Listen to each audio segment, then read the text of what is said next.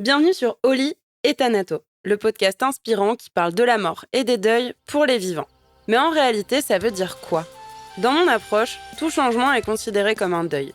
Qu'il s'agisse d'un décès, d'une séparation, d'un licenciement, d'un burn-out, d'un accident ou d'une crise de sens, tous les types de deuil sont abordés ici, sans tabou.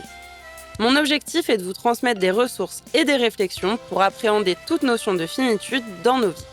Partager le micro pour témoigner son vécu, décrypter un sujet d'actualité sous l'angle du deuil ou éclairer nos connaissances sur ces sujets, on peut vraiment dire que je parle de la mort et des deuils à toutes les sauces. Alors, qu'avons-nous au menu cette semaine ? Bonjour à tous, je suis ravie de vous accueillir pour un nouvel épisode, un épisode qui sera aussi en vidéo pour présenter Estima et un sujet qui me tient à cœur. On va parler du deuil animalier, mais avant toute chose, est-ce que tu veux bien te présenter, nous présenter aussi un petit peu Estima ? Je trouve qu'il n'y a rien de tel que les personnes elles-mêmes pour se présenter, donc la parole est à toi. Ok, bonjour. Moi, je suis Marie-Cécile. Je suis directeur marketing et expérience client chez Veternity. Veternity, c'est le nom de l'entreprise dans laquelle il y a la marque Estima, mais aussi sa sœur qui est Orsia, qui s'occupe de crémation animalière pour les équidés. Voilà. Et donc, notre métier, notre cœur de métier, c'est les pompes funèbres animalières. C'est un métier qui a été quasiment créé, inventé par nous il y a 30 ans, et qui venait d'une réalité des vétérinaires qui était finalement quoi faire des corps des animaux après des euthanasies.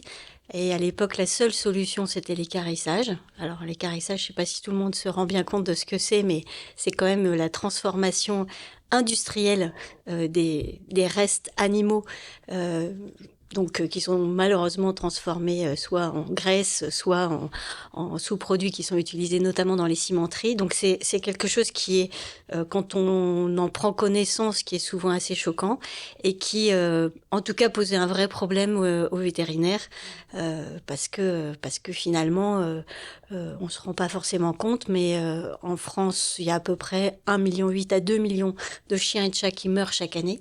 Et donc, ça fait des énormes quantités de corps, finalement. Et voilà. Donc, il y a 30 ans, l'entreprise est née de cette envie de vétérinaire de trouver une solution alternative. Donc, la solution qui a été proposée, c'est la crémation. Pourquoi ? Parce qu'en fait, d'un point de vue réglementaire et sanitaire, il se trouve que dans la loi française, le corps de l'animal décédé est un déchet. Et donc, en tant que déchet, il doit être traité comme les déchets, c'est-à-dire par l'incinération, pour faire disparaître toute trace de maladies, de zoonoses diverses et variées. Voilà, donc c'est spécialement pour cette raison que la crémation existe, voire est obligatoire. Et donc pour les animaux familiers, il y a une autre possibilité qui est l'enterrement au cimetière animalier. Mais en gros, c'est les seules choses qui sont autorisées. Voilà, et donc l'entreprise s'est construite autour de cette offre de crémation animale, à l'origine complètement en B2B, donc au service des vétérinaires. Et puis, au fur et à mesure, mais je pense qu'on va y revenir en fonction de l'évolution sociétale, de plus en plus avec la sensibilité du propriétaire qui rentre en ligne de compte, cette relation particulière d'affection entre le propriétaire et son animal. Et donc, pour émerger jusqu'au B2C, ce qui est le cas aujourd'hui, avec une activité en direct avec des propriétaires qui vont nous contacter parce que soit ça va arriver bientôt, soit ça vient de se produire, et pour accéder directement à nos solutions sans être forcément intermédié par un vétérinaire.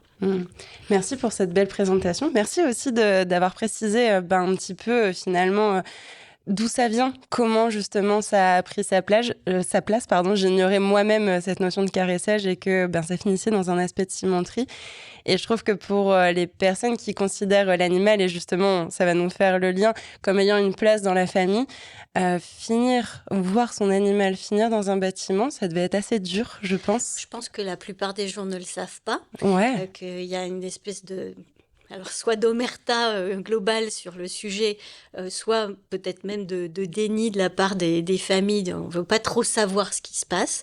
Voilà. Donc c'est vrai que c'est quelque chose qui est peu connu, mais encore aujourd'hui, et ça a été en fait cette notion d'équarrissage, ça a été beaucoup renforcé au début des années 2000 avec tous les problèmes de vaches folles, les prions, tous ces trucs-là, et donc cette espèce d'inquiétude quand même qui est des maladies qui se répandent dans la nature. Et donc, cette réglementation est complètement renforcée. Mais effectivement, je pense qu'il y a beaucoup de gens qui passent à côté et qui réalisent pas du tout que finalement, c'est aussi ce qui peut arriver au corps de leur animal s'ils ne choisissent pas une option de pompe funèbre animalière. Oui, puis on n'y pense pas forcément parce qu'on n'en parle pas. On parle déjà peu de la mort et du deuil dans notre société, encore un petit peu moins du deuil animalier. Et pourtant, pour moi, alors dans animaux, je les mets tous. Hein. À poil, à plume, à écaille, sans poil, qu'importe. Mais je les mets tous, tout ce qui est de l'ordre du vivant et qui est pour moi pas humain. Mais l'animal, il a vraiment sa place et son rôle dans la famille. Et c'est un deuil qui, en tout cas, c'est un témoignage que j'avais pu avoir avec Eva, qui avait perdu son chat. Et c'est un deuil dont on rigole encore un peu en société, qui est pas totalement légitime, où on va avoir des phrases du type « ben c'est pas grave, t'en reprendras un », qui est pas malveillante, hein, qui vient pas avec méchanceté, qui est souvent pour dire bah ça ira. Mais en fait, ça illégitime pour moi la peine, le deuil, la perte de cet animal, parce que ce qu'on veut dans ces moments-là, c'est pas un autre animal, c'est celui ou celle, selon mâle ou femelle, qui est parti depuis 30 ans justement. Est-ce que tu as vu un petit peu cette notion du rôle de l'animal et de la place dans la famille qui a évolué? Et est-ce que c'est pour ça aussi que ça vient de plus en plus donc, du B2B, du professionnel, vers le B2C, vers le particulier? Tout à fait. Moi, j'aime bien regarder les mots. Et dans les mots, quand on parle de la relation entre l'humain et l'animal, avant, on disait systématiquement un maître. Un maître. Donc, on était dans une relation de domination. Et clairement, c'est l'historique du chien de garde d'une maison à la campagne qui avait une fonction. Il était là pour protéger, pour garder la maison. Mais il faisait partie un peu des attributs, finalement. Et donc le maître était vraiment dans cette relation de domination. Aujourd'hui, on est plus sur la notion de propriétaire, qui est une relation finalement de possession.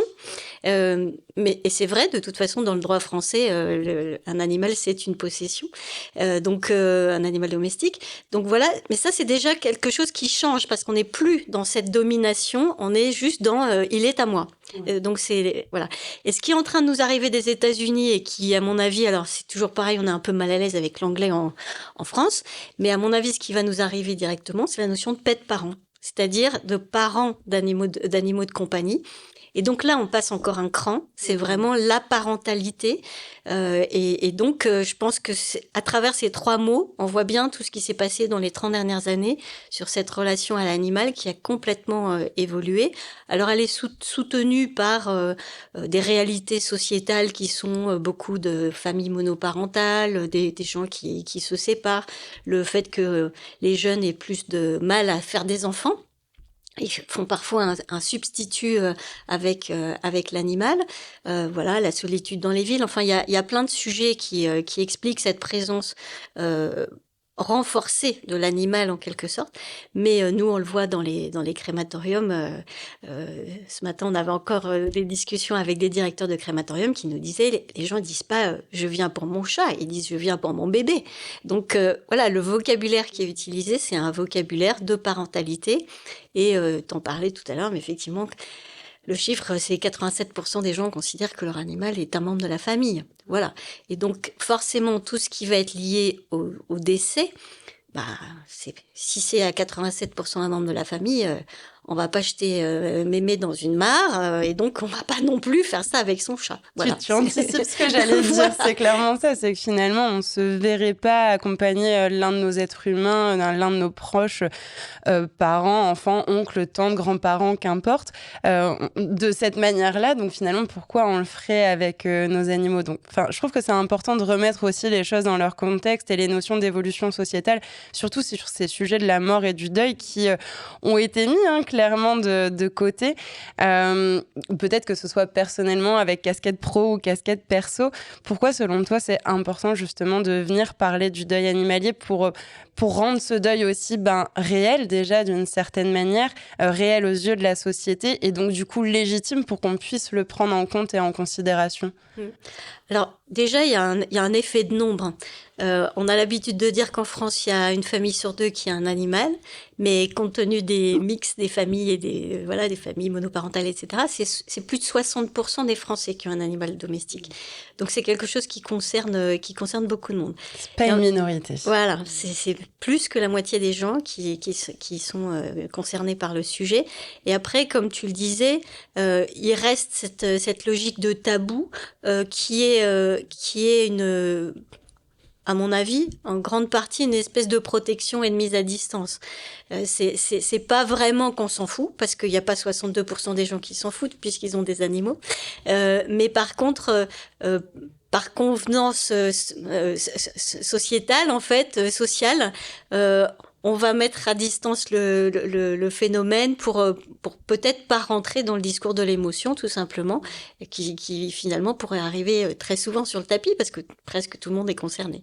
Voilà. Donc je pense qu'il y a ça qui est en train de se passer, mais c'est en train de bouger. Nous on le suit sur une chose particulière, alors qu'on a forcément mise en place dans notre entreprise, qui est le jour d'absence autorisée pour décès de l'animal.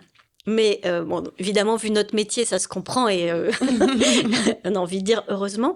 En revanche, ça se produit pas que dans les entreprises comme les nôtres.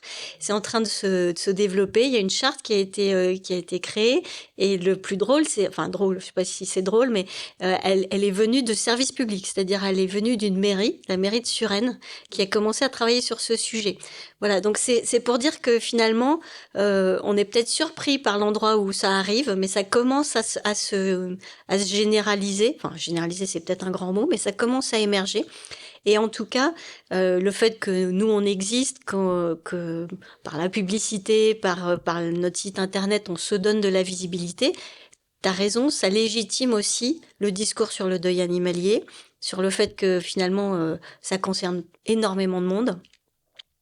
Et donc, il est peut-être temps de creuser un petit peu ce qui s'y passe. Déjà de découvrir que ça existe, parce que beaucoup de gens ne savent tout simplement pas que ça existe. Enfin, pas le deuil, mais les solutions de pompes funèbres animalières. Et puis ensuite, quand on commence à ouvrir cette porte, on voit bien que plein de gens ont plein de choses à raconter, ont vécu des choses, et ont envie de parler avec d'autres gens qui sont aussi concernés. Voilà, c'est ce qu'on voit nous sur nos réseaux sociaux, où en fait il y a vraiment cette logique très très communautaire, de gens qui se disent j'ai envie d'en parler avec des gens qui vont me comprendre, donc qui l'ont vécu, qui ont des animaux. Effectivement, par pudeur, j'ai pas envie d'en parler à des gens qui seront pas réceptifs, mais par contre j'ai vraiment besoin, pas seulement envie, mais besoin d'en parler avec d'autres gens qui sont concernés. Comme on a notre histoire ou nos histoires avec nos proches humains, on a nos histoires avec nos proches animaux, justement. Et tu as clairement anticipé l'une de mes questions, mais cette notion du congé par rapport au deuil animalier, je trouve que justement, c'est un pas de plus qui permet aussi de légitimer, de montrer que c'est important. Et parfois, même si on l'oublie, ou comme tu dis, sur les 40% qui n'ont pas forcément d'animaux, c'est vrai que parfois, ça peut être compliqué à comprendre, à entendre, à s'imaginer. Et je le dis souvent, et tiens, ce sera l'occasion que tu me dises si tu es d'accord avec cette façon de voir les choses, mais de dire, c'est OK qu'on ne comprend pas. Imaginons, j'ai pas d'animal, j'ai peut-être du mal à comprendre pourquoi mon ami ou l'un de mes proches qui a perdu son chat ou son chien ou un autre type d'animal et de la tristesse, parce que pour moi, j'ai pas de lien, j'ai pas d'affection peut-être particulière avec les animaux. Bon, je les aime bien, mais pas chez moi. Et du coup, j'ai du mal à me mettre à sa place, à être empathique. Si c'est votre cas et que peut-être vous avez autour de vous des proches qui ont perdu un animal et vous avez du mal, moi, ce que j'aime bien dire, c'est juste de dire, en fait, tu sais, je comprends pas parce que je l'ai pas vécu, parce que moi-même, j'ai pas d'animal, mais je vois ta tristesse, je la vois. Elle est visible et je la prends en considération. Mais sache que je suis peut-être pas la personne la plus à même de t'aider, de te soutenir, d'en parler avec toi, parce que justement, je l'ai pas connu. Ça fait quoi? Ça fait sens pour toi? Tout à fait, exactement. T'as raison de dire, ta tristesse, elle est réelle. Voilà. ta tristesse, elle est réelle et j'ai pas à juger de la cause. Et nous, notre position, en tout cas par rapport à nos clients, parce que forcément nos clients, ils ont tous perdu un animal, voire plusieurs, c'est d'être toujours dans le non-jugement, déjà, par principe, d'être dans le non-jugement sur le comportement de la personne. Donc il y a des gens qui se dominent et puis il y a des gens qui se dominent pas, qui n'y arrivent pas, qui pleurent, qui sont vraiment désespérés. Et puis sur le non-jugement des choix de la personne aussi. Donc il y a son comportement, mais il y a aussi ses choix. Et là aussi, c'est très important. On va certainement revenir un petit peu sur les différentes modalités, mais il y a des gens qui vont vouloir garder les cendres de leur animal et presque fabriquer un totem, un hôtel chez eux, enfin qui vont aller assez loin dans la persistance de la présence de l'animal. D'autres qui vont se dire je veux absolument tourner la page, j'ai besoin de tourner la page et même peut-être de me projeter dans un autre animal, enfin voilà. Et il n'y a pas de bonne et de mauvaise situation, c'est vraiment le non-jugement. Voilà. Donc en tout cas, nous, c'est ce qu'on dit sur la partie deuil, c'est que c'est vraiment, ce qu'on peut faire de mieux pour les gens qui sont concernés, c'est l'acceptation de tout, de leur réalité émotionnelle, qu'elle soit agréable ou pas pour nous, parce qu'il y a aussi des gens qui se mettent en colère. Enfin, on sait très bien que dans la courbe du deuil, il y a un passage qui s'appelle la colère. Donc, il y a des gens qui sont parfois assez vindicatifs, mais il faut accepter que ça soit comme ça. Et puis, sur les choix qui sont faits, c'est pareil. Et nous, on préconise évidemment pas les choses qui sont interdites, comme l'inhumation dans son jardin, mais on a aussi de la compréhension pour les gens qui vont faire ça. Voilà, bien sûr, on sait que c'est pas autorisé par la loi et c'est pas très très bon pour l'environnement, mais voilà, autour de ce deuil, je pense que la meilleure posture à avoir, c'est celle du non-jugement et de dire chacun face à cette charge émotionnelle va trouver sa route plus ou moins facilement, plus ou moins rapidement, c'est pas évident. Et donc, qui est là pour dire faut faire comme ci ou faut faire comme ça. Et bien justement, dans le chacun trouve sa route et faire comme ceci ou faire comme cela, c'est quoi un petit peu les possibilités ? Parce que on a déjà du mal à envisager nos propres obsèques ou enfin voilà, même celles de nos proches. Mais si on y réfléchit, il y a peut-être des personnes qui nous écoutent et qui ont un animal qui est vieillissant, peut-être encore en bonne santé, je vous le souhaite, mais en tout cas peut-être vieillissant et qui se disent tiens, comment je ferai demain ? C'est quoi les propositions ? Qu'est-ce qu'il y a à leur disposition aux auditeurs et auditrices pour accompagner finalement leur animal jusqu'à leur dernier souffle ? Alors, je l'ai dit un petit peu en introduction, il y a des choses qui sont cadrées par la loi. Donc pour ces raisons de santé, hein, je reparle des prions, mais c'est parce que tout le monde a eu cette idée que oui, il y avait des maladies d'animaux qui pouvaient se répandre dans des nappes phréatiques et des choses comme ça. C'est ça la raison du réglementaire. Donc d'un point de vue réglementaire, on a droit qu'à deux choses, soit la crémation, soit l'inhumation dans un cimetière animalier. Surtout pas sauvagement dans son jardin, même dans une petite boîte, même avec de la chaux par-dessus, etc. Non. Ça, c'est pas autorisé parce que c'est pas sanitairement conforme.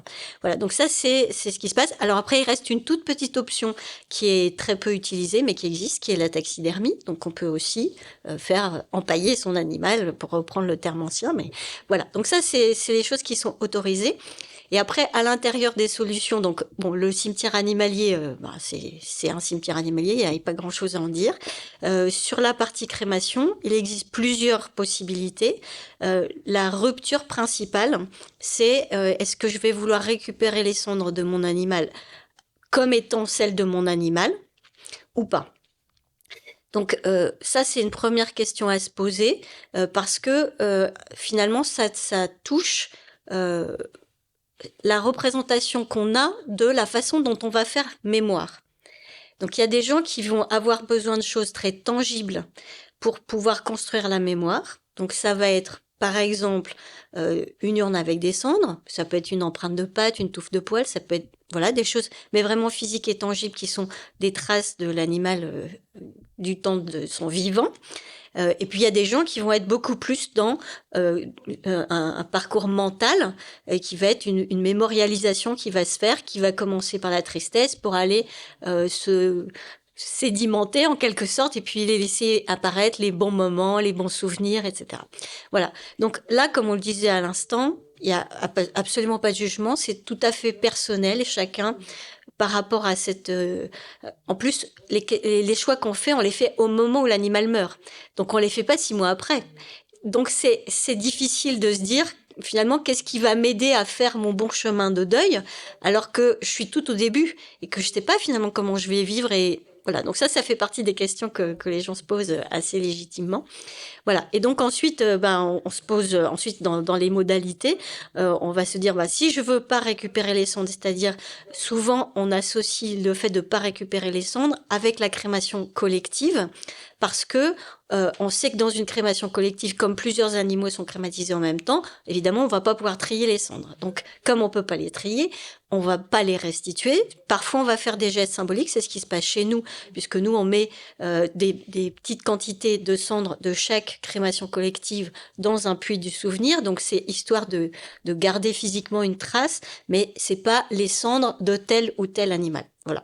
Donc, c'est pour ça que souvent ces deux choses sont associées. Peut-être à tort d'ailleurs, parce qu'on peut ne pas vouloir récupérer les cendres, mais quand même vouloir que son animal soit crématisé individuellement. Voilà. Mais en tout cas, c'est souvent un peu comme ça que ça se présente. L'autre option, c'est de dire, je veux garder les cendres de mon animal. Donc, pour ça, il faut qu'il soit crématisé tout seul, ou en tout cas un endroit où on peut être sûr que ce qu'on va récupérer comme cendres sont bien les siennes. Et ensuite se posent encore plein d'autres questions. C'est les différents cas d'usage, et nous, on se rend compte dans notre métier qu'il y a une variété incroyable de cas d'usage, finalement. Quand je récupère les cendres, qu'est-ce que j'en fais ? Donc là, on va avoir beaucoup de gens qui vont nous dire, ça c'est vraiment les verbatims des clients, en fait, je veux ramener mon animal à la maison. Donc il y a un côté de persistance, finalement, de la présence physique de l'animal. Et vraiment, c'est toujours dit avec ces mots-là. C'est ramener l'animal à la maison. Donc là, ça va être, on va choisir une urne. Nous, on voit bien la différence quand on va choisir une urne qui n'a pas l'air d'être une urne, c'est parce qu'on va la mettre dans la partie publique de la maison. Donc, par exemple, dans le salon, on n'a pas forcément envie de mettre une urne qui ressemble à une urne, comme on voit dans les films américains avec l'urne avec mémé dedans. Ça, c'est pas du tout français. C'est pas du tout comme ça chez nous. Et pourquoi ? Parce que ça revient à la question du tabou. On n'a pas envie que quelqu'un qui passe dans le salon dise « Mais c'est quoi ce truc-là ? C'est une urne ?» Ah oui, et puis après, c'est ton chien qui est dedans. Non, c'est pas possible. Voilà, donc dans ces cas-là, on va être sur des choses beaucoup plus discrètes, qui sont une présence réelle, mais pas forcément décodables par des gens qui sont pas au courant. Quand les gens nous disent « Je veux une urne pour mettre dans ma chambre », alors là, c'est complètement différent parce que ma chambre, c'est mon espace privé. Et là, on va être beaucoup plus... finalement, on va s'autoriser à être dans une urne, dans un petit hôtel, des bougies, des choses comme ça, qui sont... parce qu'on n'est pas dans un endroit de passage où des étrangers, entre guillemets, vont décoder ce qui se passe. Voilà. Donc ça, c'est différents cas de figure. Mais après, il y a des gens qui vont choisir d'inhumer les cendres quelque part dans le jardin, quand ils ont un jardin, parce que l'animal avait ses habitudes à cet endroit-là, ils l'ont souvent vu à cet endroit-là. Donc voilà, inhumer les cendres, ça ouvre d'autres questions. Est-ce qu'on les inhume dans quelque chose qui va être biodégradable et donc finalement il va y avoir un retour à la terre des cendres de l'animal ? Ou est-ce qu'au contraire, on veut que ça soit quelque chose qu'on puisse même déterrer pour le mettre à un autre endroit ou déménager avec ? Donc finalement, on voit bien que toutes les questions que les gens se posent, tous ces cas d'usage, sont liés à la projection qui se font du devenir de leur relation avec l'animal. Et que, là encore, il y a une diversité de cas qui est absolument incroyable. Clairement. J'ai envie de faire un petit partage personnel que j'ai pu avoir chez vous il y a 2 ans. Je le confiais en off avant qu'on commence cette interview. Mais il y a 2 ans, j'ai perdu ma chienne qui s'appelait Bambou. Et à la base, on n'avait pas prévu de prendre une urne particulière. Et quand on a attendu justement d'avoir la crémation, je ne sais pas si c'est encore le cas aujourd'hui, mais en tout cas, il y a 2 ans et demi, vous aviez une urne en bambou et qui ressemble à... Enfin, qui fait un tube en bambou. Voilà, un cylindre, merci. Et on est passé devant avec mon conjoint, on s'est dit, mais on peut pas faire autrement. Enfin, et en plus, justement, sur cette notion de discrétion, et cette urne, elle est dans notre salon. Alors, en soi, je l'appelle urne, mais pour moi, c'est j'ai même dit, bah voilà, on pourrait mettre une fleur dedans, il n'y a jamais personne qui saura. Donc, il y a des proches qui savent que c'est justement l'urne de bambou, mais en soi, personne peut savoir s'ils n'ont pas l'histoire et la symbolique derrière. Bon, maintenant, auditeurs et auditrices, si vous venez chez moi, vous reconnaîtrez l'urne de bambou. Mais justement, c'est vraiment propre à chacun. Et parfois, des choses auxquelles on n'avait pas pensé, parce que nous, on s'était dit, on n'en a pas besoin pour notre chemin de deuil. Et finalement, quand ça s'est présenté, on s'est dit, si, on va le faire parce que c'est tout, ça fait sens. Et encore aujourd'hui, quand je vois cette urne, alors moi j'ai plus ce côté positif de tous les souvenirs joyeux que je peux avoir avec elle et à chaque fois ça me ramène à quelque chose de beau. Mais justement, c'est vraiment propre à chacun et des petites choses, je trouve, peuvent être un réel soutien dans le deuil. Et parfois, il y a des choses qu'on peut imaginer en amont. Par exemple, tiens, est-ce que je vais le faire en collectif ou plutôt en individuel? Mais il y a des choses qui se font aussi sur le moment. Et il y a quelque chose que tu n'as pas abordé et que moi, du coup, avec ma chienne, c'était important pour moi, c'était la présentation du corps de l'animal. Alors, pour ceux qui ne savent pas ou qui ne l'ont jamais fait, je vais le dire avec mes mots et tu le diras certainement d'une autre manière. Mais finalement, c'est un petit peu comme on irait voir un humain au funérarium. C'est la présentation du corps. En tout cas, moi, c'était comme ça avec Bambou. Et d'avoir un temps personnel, en individuel, avec l'animal défunt, donc avec le corps de l'animal. Et ensuite, l'animal part justement en crémation. Je sais que ça, moi, personnellement, ça a été aussi un soutien dans le deuil. Je ne sais pas si ça t'évoque des choses ou si tu as envie d'en préciser plus. Oui, tout à fait. Bien sûr, c'est bien de parler de cet aspect. Effectivement, nous, on appelle ça des cérémonies d'hommage. En fait, ce qu'il faut réaliser, je pense que peut-être les auditeurs et les auditrices se représentent pas complètement le parcours de l'animal, mais l'animal, un chien par exemple, dans 80% des cas, il va être euthanasié chez le vétérinaire. Donc il y a 20% qui seront différents, mais la grande masse c'est comme ça. Donc l'animal va être conservé chez le vétérinaire jusqu'à ce que nous on passe pour le chercher. Ensuite on va l'emmener dans notre crématorium. On va évidemment les séquences de crémation ont lieu très très régulièrement, mais ce qui peut intervenir avant la crémation, effectivement, c'est de redonner un rendez-vous aux familles pour leur dire, vous pouvez faire un dernier adieu à votre animal. Et là, comme tu dis, c'est très proche de ce qui se passe dans les pompes funèbres humaines, puisque nous, on va faire en sorte que ce nouveau contact finalement entre la famille et l'animal soit quelque chose qui aide à faire le deuil, et donc pas sur quelque chose évidemment pas choquant, voilà, mais au contraire que ça soit quelque chose qui permette de rentrer dans une phase de sérénité finalement sur ce qu'il est en train d'advenir du corps de l'animal. Et donc, on a effectivement des salons de recueillement qui sont ad hoc, qui sont faits pour pouvoir faire la présentation du corps. La présentation du corps, elle intervient après une toilette mortuaire, puisque le corps, il a été quand même congelé pour ne pas être dégradé. Voilà, après une congélation, il peut y avoir un peu de toilettage à faire, fermer les yeux, enfin faire un certain nombre de choses pour que l'animal soit présenté à la famille comme s'il dormait, et pour que finalement c'est ce dernier regard sur l'animal. Parfois certains animaux, les familles ne les ont même pas revus parce que ils ont pu décéder pendant une opération ou des choses comme ça. Donc c'est important de refabriquer cette phase de un animal reposé, en bon état physique, avec le plus possible le pelage en bon état, etc. Et le temps de recueillement, donc le temps de ce nouveau face à face finalement, qui est important dans le parcours de deuil pour certaines personnes. Et donc c'est pour ça que nous on leur laisse du temps c'est ce que tu as dû vivre, j'imagine. On laisse du temps dans le salon de recueillement en présence de l'animal. On peut mettre de la musique, on peut mettre des photos, on peut mettre des bougies, enfin voilà, en tout cas de prendre ça pour un vrai temps de recueillement. Alors nous on appelle ça une cérémonie d'hommage parce que évidemment de notre point de vue il y a rien du tout de religieux. Mais il arrive que des familles viennent avec un religieux de leur religion. Ça peut tout à fait arriver. On met à disposition pour les enfants de papier, de crayons, etc. pour écrire des petits mots. Parce que la gestion du deuil des enfants, je pense qu'on va y revenir, mais c'est vraiment c'est particulier. Donc il faut que les enfants puissent le vivre et puissent être un peu actifs.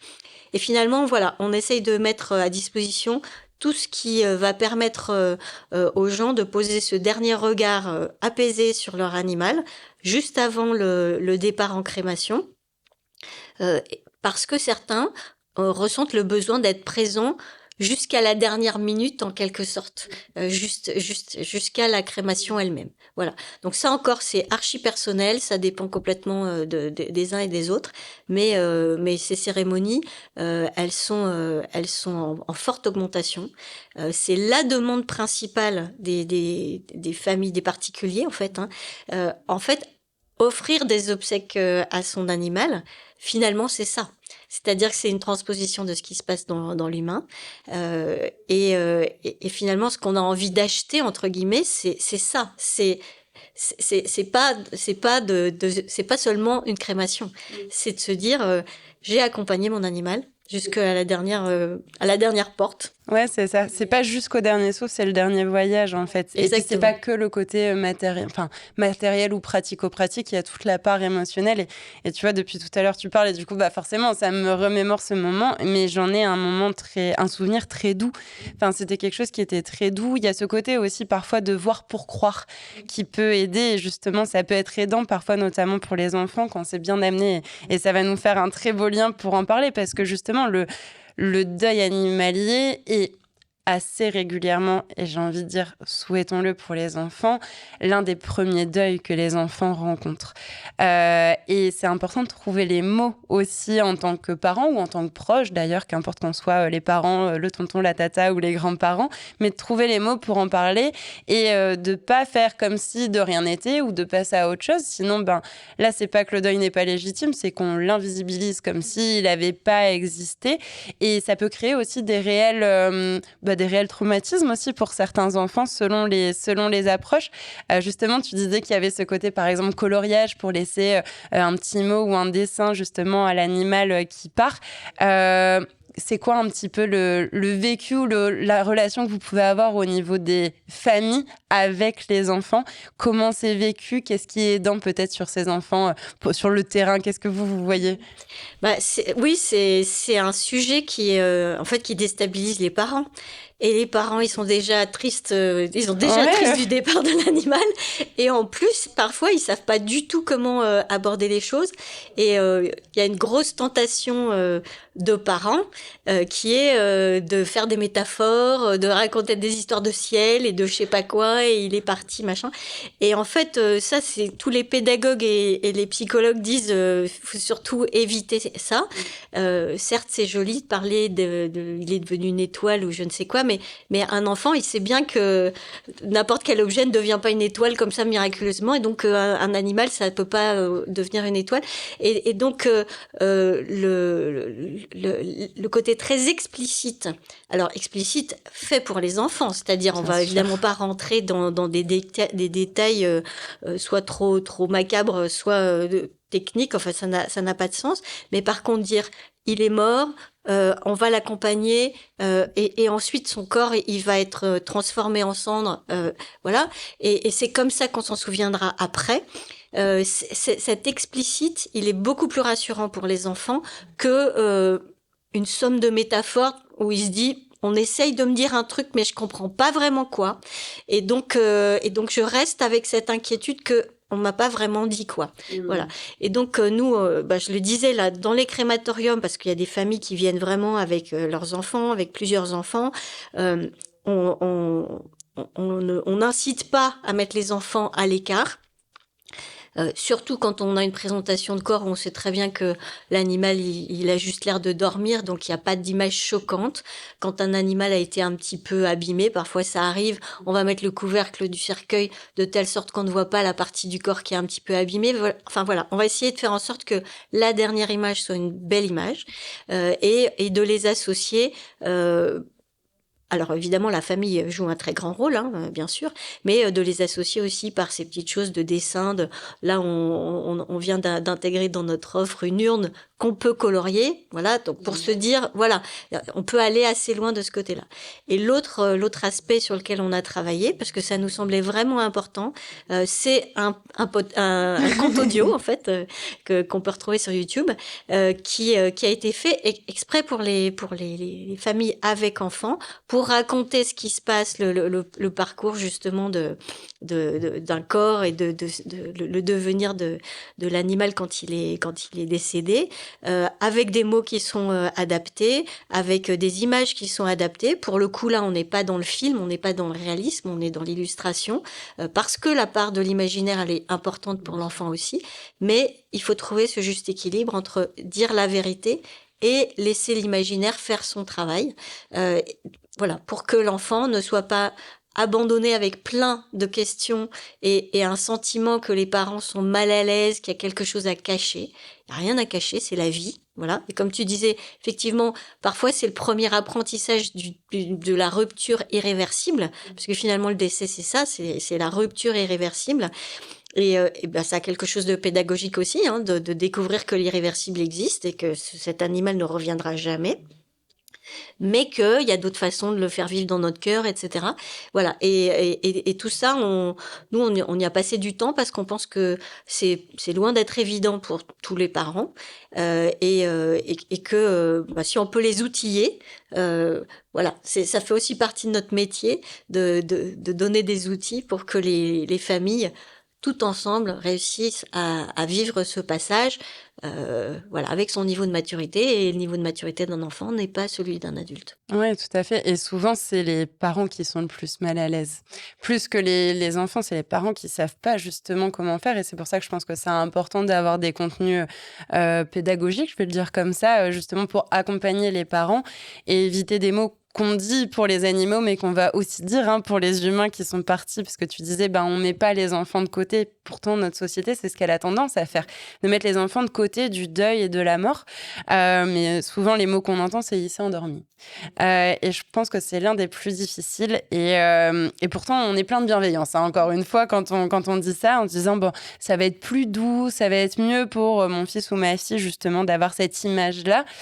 Sauf que votre enfant, il va dormir tous les soirs. Et parfois, il y a des enfants qui développent des troubles du sommeil qui sont assez hallucinants et les parents ne comprennent pas pourquoi. Alors, je fais un peu un cas généraliste, mais c'est pour illustrer que justement, ces métaphores, elles peuvent avoir du bon dans certaines situations. Moi, une métaphore que j'aime bien pour illustrer ça, c'est celle du cycle de la vie, des saisons, les arbres qui perdent des feuilles, mais qui du coup sont une autre métaphore que l'animal qui s'est envolé, transformé en étoile ou endormi, qui va planter d'autres idées et d'autres graines chez un enfant et qui peut être vraiment difficile pour l'enfant voilà, c'est pas palpable, exactement comme tu le disais, c'est pas palpable et du coup, je comprends pas. Et si je comprends pas, s'il s'est endormi, si moi je m'endors, du coup, il va m'arriver la même chose. Alors que non. Alors que si on pose les mots, oui, c'est difficile, mais c'est aussi ancrer cette réalité et qu'on aura beau protéger nos enfants de la mort et du deuil, malheureusement, à un moment ou à un autre, souhaitons-le le plus tard possible dans leur enfance, leur adolescence ou à l'âge adulte, mais ils le rencontreront. Donc, pourquoi cacher au final aussi ces choses-là ? Tu m'arrêtes si je dis des bêtises, ce podcast s'appelle bien Au Pays d'Éden. Il sera en lien donc justement dans la description de l'épisode. Et mon petit doigt me dit qu'il y en a un autre de podcast pour illustrer une autre situation. Il y en a un autre, effectivement. Alors par contre, je me souviens plus de son nom. Alors si je dis pas de bêtises, j'avoue, j'ai mes notes. À la rencontre de Saxo ? Absolument, voilà. Voilà. Mais tout ça, ça se retrouve sur notre chaîne Estima sur YouTube. Effectivement, dans l'esprit de mettre à disposition. Voilà, de dire ça, c'est des ressources vraiment très pointues. Alors, il existe quand même pas mal de livres pour enfants sur ce sujet, dont beaucoup sont un peu tournés sur la métaphore. Voilà, mais en tout cas, nous, on en recommande quelques-uns. Notamment, il y en a un qui a été écrit par une auxiliaire vétérinaire à qui on a donné notre patronage. Donc, on donne un peu de ressources comme ça, parce que quand on cherche ça, je pense qu'on est bien embêté de pas trouver rapidement ce dont on a besoin, parce que c'est à l'instant T qu'il faut gérer l'enfant, la tristesse, les explications, et puis un enfant, ça va à l'école, voilà. Donc il faut gérer un peu dans l'urgence, je pense. Oui, c'est ça. On n'a pas toujours le temps de pouvoir... on n'a pas qu'un jour pour y réfléchir. Faire une grosse préparation. Voilà, c'est ça. Mais justement, ça peut aussi valoir le coup sur par exemple, des animaux qui sont en fin de vie au sein d'une famille où il y a des enfants, de se dire, tiens, comment on va pouvoir en parler? Et peut-être même en parler avant. Tu sais, le chien ou le chat est en train de vieillir. Est-ce que tu sais comment ça va se passer derrière? Et questionner aussi l'enfant sur ce qu'il sait déjà, ou sur ce qu'il pense, ou sur ce qu'il croit. Et parfois, il sait pas. Parce que peut-être, justement, il n'y a pas cette parole peut-être plus libérée dans la famille. Mais c'est intéressant aussi de savoir ce que l'enfant pense. Donc ça rejoint un de nos grands combats, qui est celui de l'anticipation. Là, on fait on fait la paire. Toutes les transitions. On fait la paire. Je te serre la main. Ouais. Mais en tout cas, l'anticipation, nous, entre nos deux marques, donc Estima sur les chiens, chats, Enac et voilà, animaux de compagnie, et sur Orsia, on voit sur les équidés, on voit une grosse différence de comportement. Et autant ça paraît évident qu'un cheval qui va atteindre 30 ans, il va mourir, et que c'est une surprise pour aucun propriétaire. Autant sur l'animal de compagnie, il y a une espèce de déni, alors que dans tous les cabinets vétérinaires, en gros, il y a toujours le tableau qui dit l'équivalent de l'âge de votre chien, il a 8 ans, ça fait tant, etc. Qui est juste ou pas, mais on s'en fiche. Mais en tout cas, on est bien en présence de l'information que mon chien, en équivalent humain, il a 95 ans, et donc il est vieux, quoi. Voilà. Donc, on a ces informations, mais il y a un vrai déni. Il y a vraiment un truc de non-anticipation. Et donc, nous, notre grand cheval de bataille aujourd'hui, notamment avec les vétérinaires, mais aussi avec le grand public, c'est de dire, voilà, il suffit pas de se cacher la tête dans le sable et de se dire, je m'en occuperai le moment venu. C'est au contraire d'anticiper. Et je pense que tu as archi raison sur les enfants. On serait plus à l'aise si on les avait un petit peu préparés. Comme tu dis, les feuilles mortes, voilà, à l'automne, elles deviennent rousses et puis elles vont tomber par terre. Donc ça, c'est un peu inexorable. Et donc de dire, ça va arriver, on ne sait pas quand, on espère le plus tard possible, et on va faire tout ce qu'il faut pour que l'animal ne souffre pas, etc. Mais en revanche, c'est sûr que ça va arriver.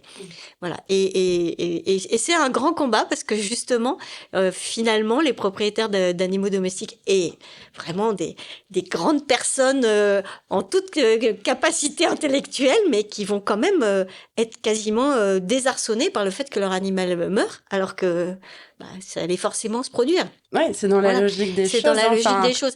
Et donc, ce déni, il est réel, en tout cas sur les animaux domestiques. Et nous, on se dit... il y a pas de mal à essayer de se faire du bien en anticipant, en s'y préparant en tout cas.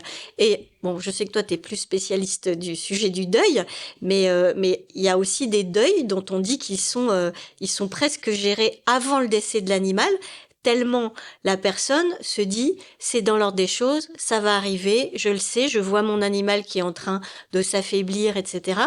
Et finalement... Je vis déjà le deuil alors qu'il est encore là.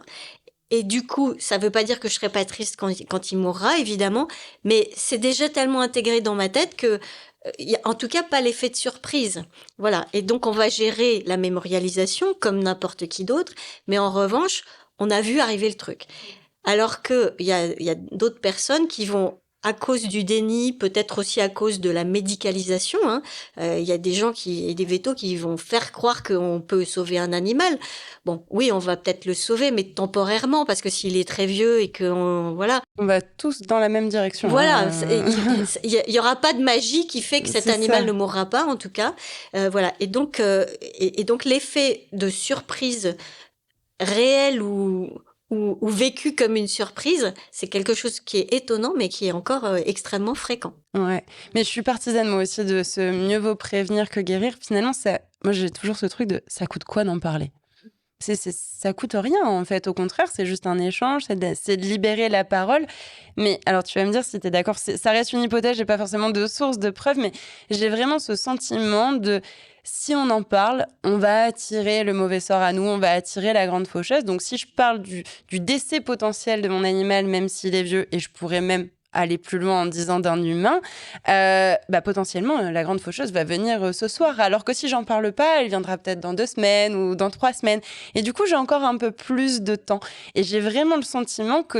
Alors, je dis pas que c'est le principal, mais en tout cas que c'est un point qui nous tient où faut pas en parler. Si j'en parle pas, c'est un peu comme si ça n'existait pas. Mais ce qui rejoint un petit peu cette idée du déni, en fait, dont tu parles, ça fait écho pour toi ? Écoute, j'ai jamais vraiment réfléchi à ce côté très superstitieux des choses, mais c'est tout à fait probable parce que je pense, et d'ailleurs c'est marrant que tu utilises le terme grande faucheuse, ça c'est des choses qui doivent nous arriver du Moyen-Âge, des pestes, enfin des choses comme ça qui en fait ont fabriqué une relation à la mort qui était pas seulement la mort naturelle d'une personne âgée, mais les épidémies, enfin des choses qui étaient extrêmement choquantes et violentes, et probablement ça s'est imprégné très profondément dans notre psyché collective et peut-être c'est pour ça effectivement qu'il y a ce tabou, ce déni, la mise à distance, le fait de se dire effectivement j'y penserai le moment venu.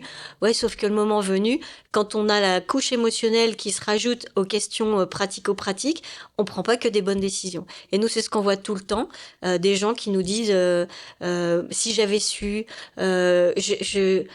et tu vois, toi tu parlais de ton urne en disant au moment où on pensait pas, mais après, enfin voilà, finalement, au moment où ça se produit, il y a un contexte d'urgence, un peu d'émotions très fortes, qui fait qu'on n'est pas dans les meilleures conditions pour faire les choix. Et voilà, et c'est aussi pour ça que nous on prône l'anticipation, et puis on commence à travailler beaucoup sur le fait de dire aux gens préparez vos volontés. En fait, comme on le fait pour l'humain, ça choque pas qu'une personne de 70 ans aille dans des pompes funèbres en disant je veux un cercueil comme ça, je veux une cérémonie comme ça, de la musique, machin, truc. Bah voilà, il est juste en train de faire la liste de ses volontés. Effectivement, est-ce que ça va attirer le mauvais œil de se dire si je réfléchis à ce que je voudrais faire pour mon animal, voilà. Mais nous, on pense que c'est mieux parce que effectivement, il y a des trucs qu'il vaut mieux choisir un peu plus à froid que à chaud. Clairement. Et du coup, je vais utiliser cette expression-là. Tu disais, on verra le moment venu.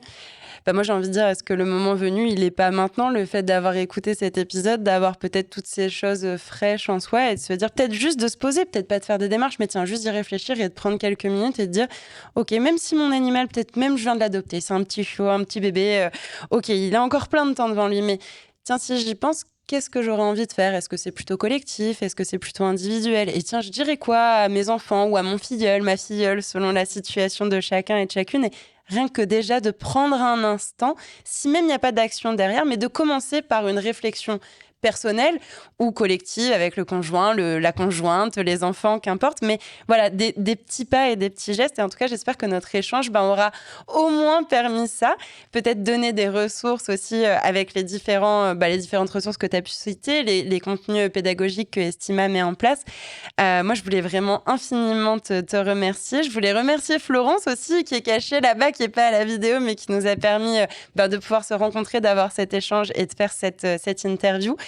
Est-ce qu'il y a quelque chose que qu'on n'a pas abordé, que toi tu souhaiterais rajouter, un point sur lequel tu voudrais insister ? Non, je vais te remercier parce que effectivement, c'est un métier méconnu, c'est un service méconnu. Et en même temps, le contraste est énorme. Moi, je l'ai dit, moi, je m'occupe du marketing, donc je m'intéresse à des sujets comme la notoriété, est-ce que les gens savent qu'on existe, etc. Et alors, on est vraiment dans un secteur qui est très particulier parce que on a une notoriété qui est très faible, donc il y a quand même encore beaucoup de gens qui savent pas qu'on existe. Et à côté de ça, on a une image de marque qui est exceptionnelle parce que les gens qui vivent ça avec nous, ils trouvent qu'on le fait bien. Et je m'en félicite. Et on fait des efforts tous les jours dans tous les métiers de l'entreprise pour que l'expérience du client, elle soit la meilleure possible dans ce contexte qui est pas facile. Voilà. Et donc, il y a une espèce de contraste entre le fait qu'on soit pas connu et en même temps, je le dis toujours et c'est un peu bizarre, mais pour moi, Estima, c'est une love brand. C'est-à-dire, c'est une marque qu'on aime alors que c'est un sujet qu'on n'aime pas. Voilà. Et donc, moi, je suis fière d'être dans une entreprise qui a des love brands, voilà, et qui en tout cas sont capables d'apporter à ce moment tellement délicat de la vie des gens la réponse qui est la plus proche de ce qu'ils pouvaient attendre et de ce qu'ils souhaitaient vivre à ce moment-là. Merci beaucoup. Merci à toi. En parlant de ces sujets, nous leur faisons une place dans nos sociétés, et c'est ainsi que les tabous peuvent se lever. Je suis vraiment convaincue qu'il est possible de développer notre résilience face à la finitude et au deuil de nos vies. Si vous voulez soutenir mon travail, vous pouvez vous abonner et noter le podcast sur votre plateforme d'écoute. N'hésitez pas aussi à le partager autour de vous et sur vos réseaux. Merci pour votre soutien et sachez que vous pouvez même faire un don. Si vous traversez un deuil et que vous souhaitez être soutenu sur ce chemin, réservez votre séance découverte pour me poser toutes vos questions et connaître ma philosophie d'accompagnement. Mais d'ailleurs, que voulez-vous au menu dans les prochains épisodes ?